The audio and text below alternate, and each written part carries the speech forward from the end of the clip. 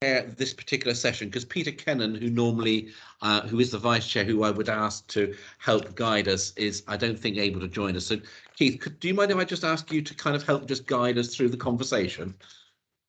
Yeah, I'm just trying to pull up some minutes at the moment, the agenda, sorry. I know I've got it somewhere.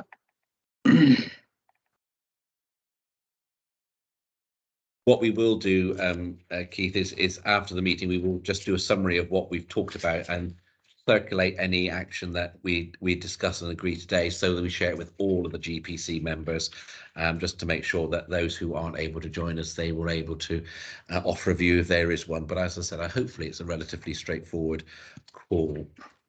Yeah, so we're looking to appoint a 151 officer in the absence of. It's the process, Keith. It's just the process, yeah. So if you don't mind sharing it, we still need to, at our next meeting in September, we need to formally consider the chair. Normally we would have the vice chair chair the meeting, but I think Peter is not able to join us. So Keith, would you be comfortable chairing the meeting? Just I'm happy to do that, just so we've got that recorded. Okay. In which case, I think, Keith, we get on to the declarations of interest. So we just need to check if there's anything from members that need to be declared other than what's already been registered. Yeah, I don't think there are any further declarations or any declarations. That takes us on to agenda item 3, which is the previous minutes of the previous meeting. And I think, Chair, in terms of that item, there is the point about we still need to fill the post of the chair. As I say, Peter Kennan is the vice chair. My suggestion, Chair, is we carry that forward to the September meeting on the basis that we will have a full house at that point, and is therefore more appropriate to deal with it then. And in terms of the other items from the previous meeting, there was we had a conversation about the terms of reference for the GPC. We fed back to the board on the 29th of June the discussions at the previous meeting, and they've agreed the terms of reference with your advice as a GPC.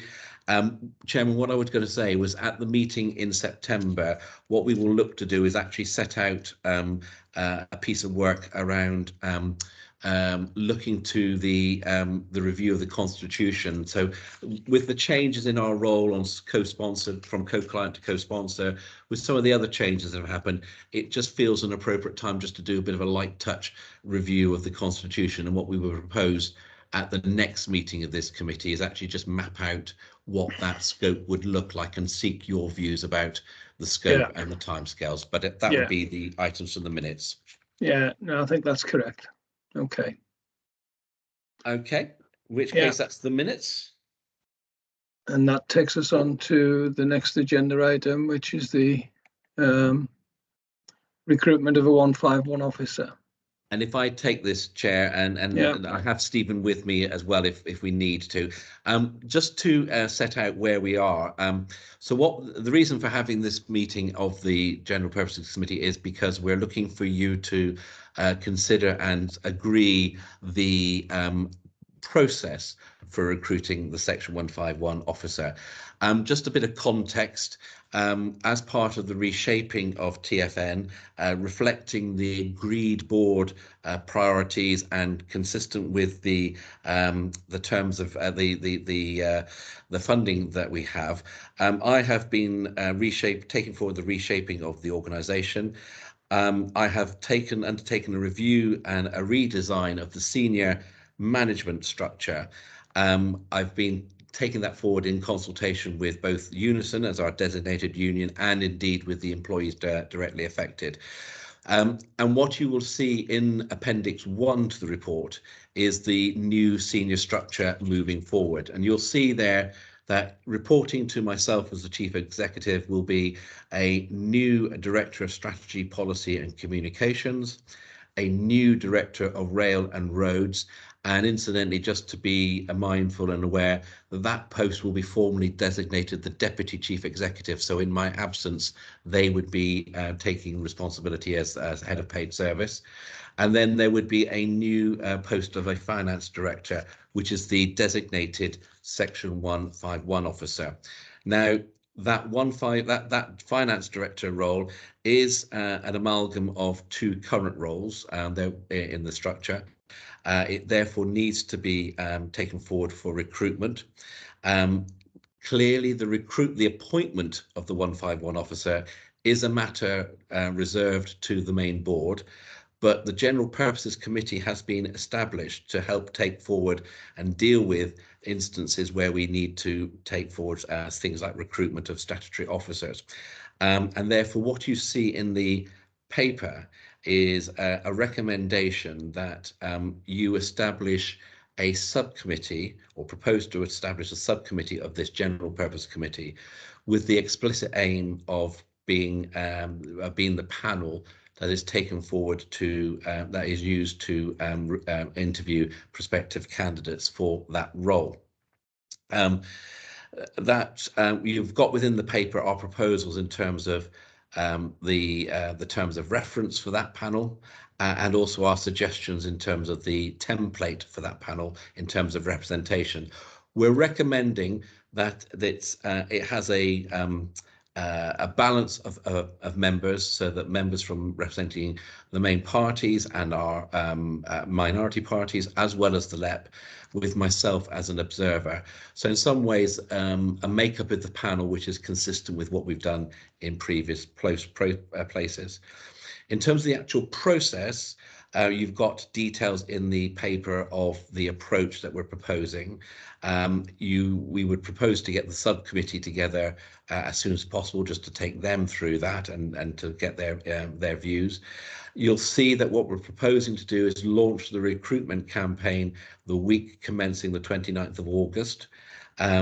And that, as it's a key role for the organisation, we would be working with an executive search agency, as TFN has done before in such instances, and we would be using the firm that we've used before, and they know us very well as an organisation. In the short term, while we're undertaking the recruitment processes, the paper sets out that we will continue on with the existing interim arrangements, where by Paul Kelly, who is his substantive post is a financial controller, but since March has been acting as an interim finance director.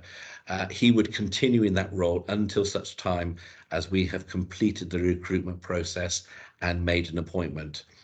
And you'll find also in the paper that as a reference to the approach for the other two directors.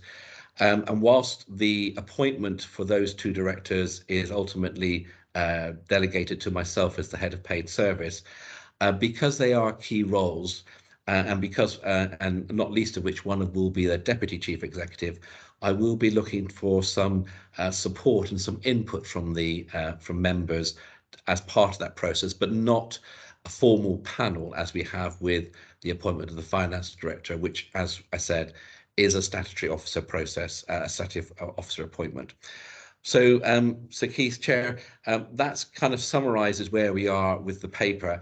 I hope it's relatively straightforward and relatively simple in terms of what we're proposing. But as always, very happy to take any questions before you look to move to the recommendations.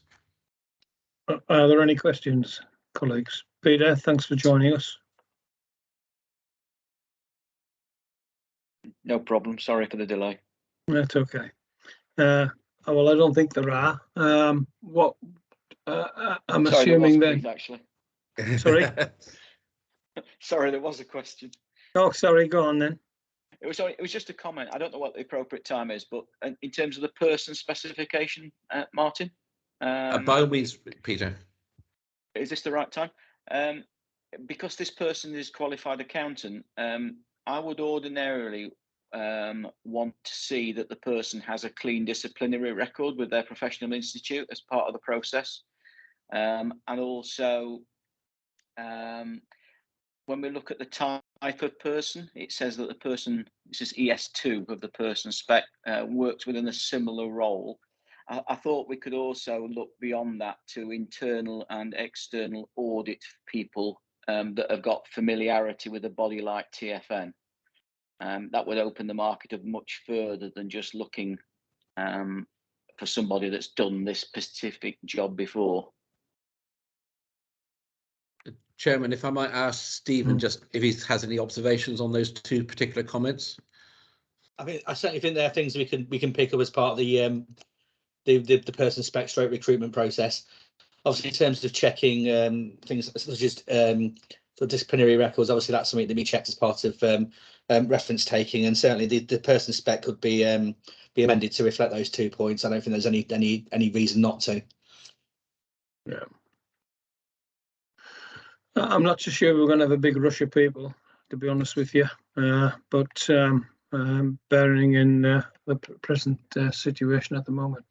Then, Martin, I'm assuming we're going to leave it up to the Labour, the Conservative, and any other minority group to select their membership of this committee.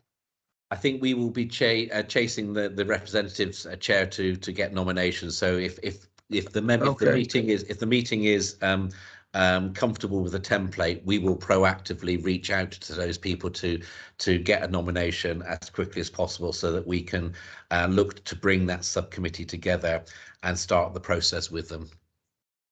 Okay, and again with the LEP as well, they'll select their relevant person as well. I don't say there's anything else that we have a problem with. It is going to be a fairly long process, but as I say, we've got our present incumbent in place who can manage the role and keep us going. So, okay, I'm happy with that. If everybody else is.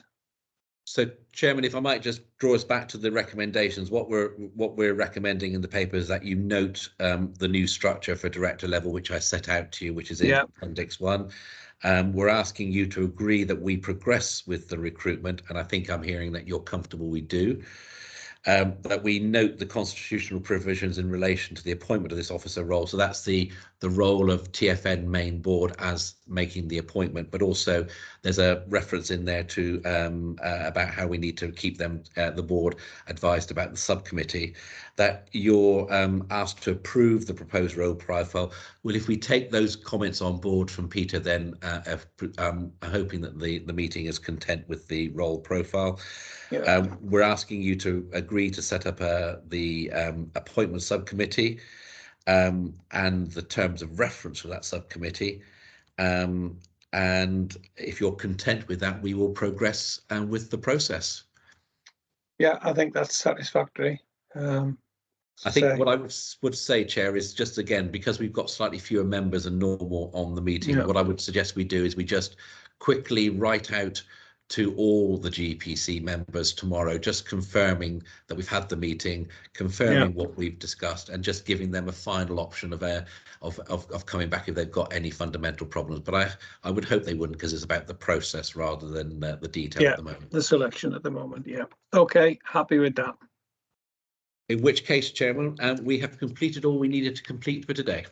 Okay, thank you, and have an enjoyable rest of the week, colleagues. Thanks very much, everybody. See you. Take care. Bye. Thanks, everyone.